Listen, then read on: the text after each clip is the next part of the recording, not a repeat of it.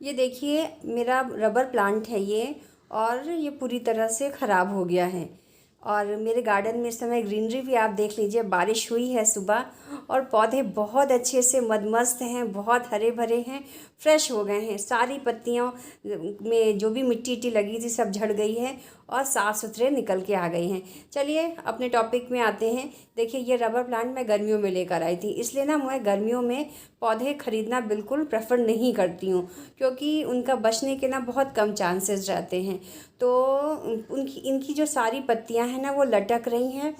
देखिए मिट्टी तो बिल्कुल अच्छी है और पानी बिल्कुल रुका हुआ नहीं है, चिपचिपा नहीं है, पर पता नहीं क्यों ये मेरा प्लांट ख़राब हो गया। और वैसे भी ये सब इतना बड़ा प्लांट मुझे 200 रुपये का मिला था। महंगे भी आते हैं और जब ये ख़राब होते हैं ना तो बहुत दुख होता है। तो उस समय मैंने लगा दिया था, जैसा लाई थी नर्सरी से वैसे ही लगा दिया था, रिपोर्टिंग आपके साथ शेयर करी थी। तो अब मैं इसको निकाल कर नए गमले में, नई मिट्टी में, इसमें रेत की मात्रा सबसे ज़्यादा है, मिट्टी आधी है आधी रेत है, कि हो सकता है कि जड़ों में कुछ फंगस लग गई हो और नहीं पता चल पाया हो, कि वैसे भी कुछ कारण पता नहीं होता है।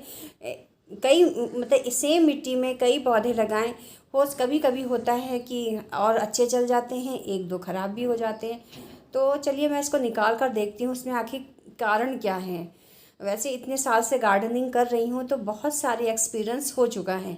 और ये देखिए पूरा जैसे मैं रूट के साथ लाई, मतलब पॉलीथीन हटाया था और वैसे ही लगा दिया था, नई जड़ें बिल्कुल भी नहीं बनी हैं। पूरा पूरा जैसे रखा था वैसे ही है। देखिए क्योंकि हो गए 3-4 महीने तो हो गए, इसमें इसकी डेवलपमेंट दिखाई देनी चाहिए। गर्मियाँ थी इसलिए इसकी रूट को छेड़ा नहीं था, कि जैसा लगा है वैसे बारिश होएगी फिर इनको रिपोर्ट दूसरी तरह से रिपोर्ट कर लेंगे, जड़ों को अच्छे से खोल लेंगे। पर वो नौबत ही नहीं आई और ये पहले ही प्लांट मेरा ख़राब हो गया। बचाने की कोशिश करती हूँ, पूरा ट्रीटमेंट करूँगी और देखती हूँ अगर बच जाए तो ठीक है, नहीं तो कोई बात नहीं, फिर नया लेकर आएंगे। अब तो बारिश का मौसम है, सारे प्लांट्स लाने का अब बहुत बढ़िया टाइम है, आप लाके लगा सकते हैं।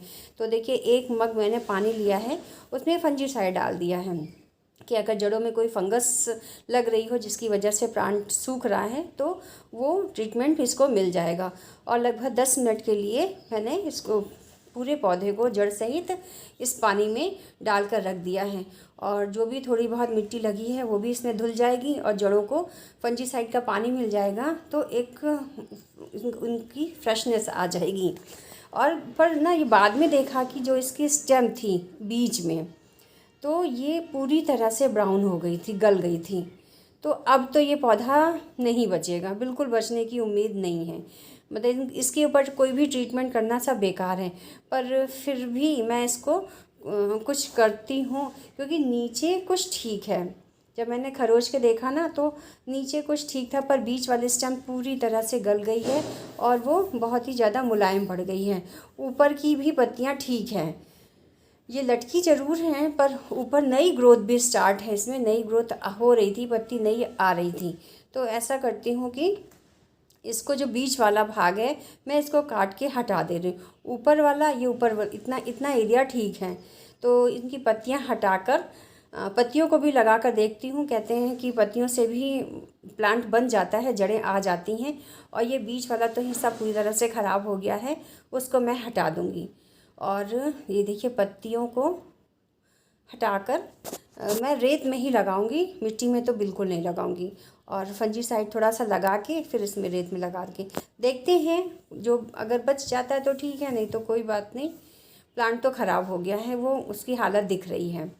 तो नीचे से भी जड़ से जहाँ तक सही है उतना मैं बचा ले रही हूँ।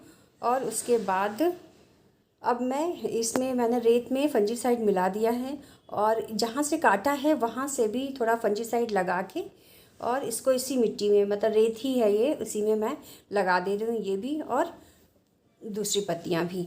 तो चलिए अगर आपके साथ भी कुछ ऐसा कुछ होता है तो कोशिश करने में कोई बुराई नहीं है।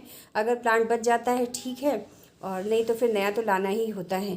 तो कैसा लगा मेरा वीडियो ज़रूर आप बताइएगा, और आपकी जो भी ऐसी प्रॉब्लम हो तो सॉल्व करने की कोशिश करिएगा। चलिए मिलते हैं किसी नए टॉपिक के साथ, तब तक के लिए okay friends, thank you and bye bye.